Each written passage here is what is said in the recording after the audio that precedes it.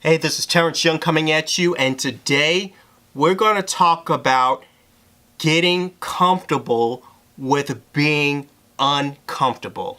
It's going to be a powerful topic, so stay tuned.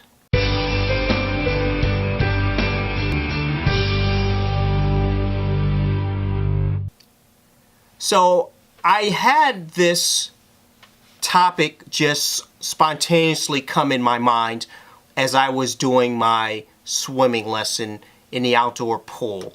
And I was just practicing with my coach in the swimming because I do that as part of my triathlon training. I have my swimming and then running and then biking that I do pretty much on a daily basis, except for just one day for rest because you got to be able to recover and recoup. So in the process of my swimming, I have gone from the person that had that lifelong fear of drowning towards being able to successfully swim in the pool, swim in the open water, and conquer the half Ironman, which is like an over a mile swim. So I'm pretty proud of that. So from where I started, I've come a long way. And I thought I was doing reasonably well with my swim lesson. But there was an interesting thing that my coach brought up to me. He noticed that at times I would close my eyes during the stroke, and at times I was just, to him, looking really, really tense. And he asked me, like, are you comfortable in the water?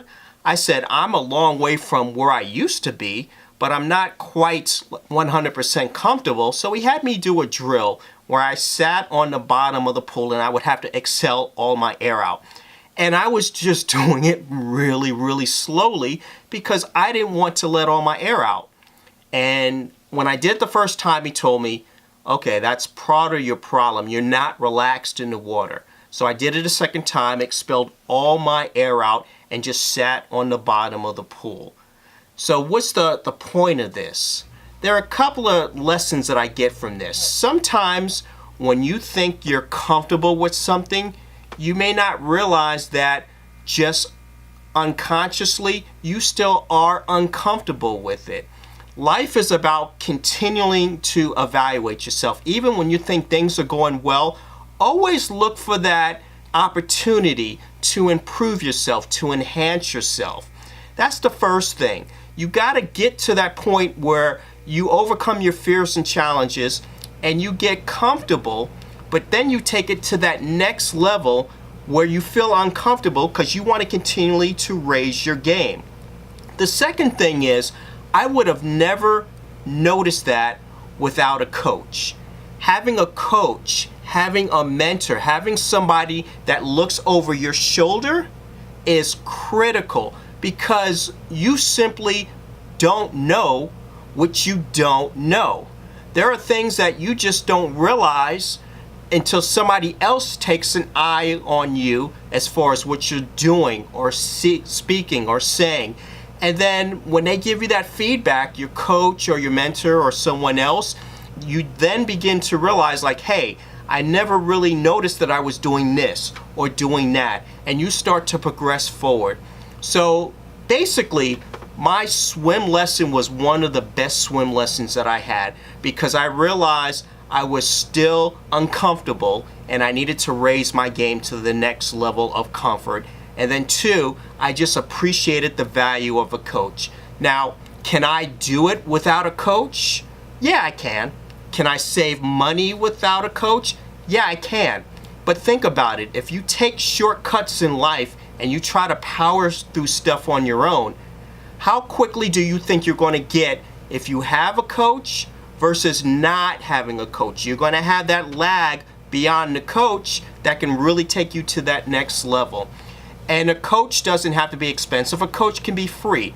It can be your spouse. It can be your loved one. It can be a family friend that you just simply tap on the shoulder and like ask them, hey, you see me doing this and that.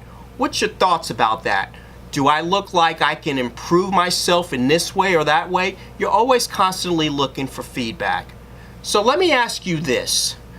Is there something that you're not comfortable with that you consciously realize?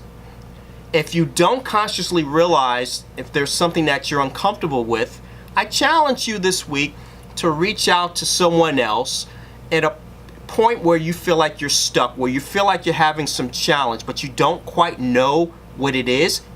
Get a second pair of eyes on you and have that person's feedback, because that's really going to help you. As always, I encourage you to like, share, comment, because I'm looking to get your feedback so that I can provide the best value for you. So until next time, take care and be well.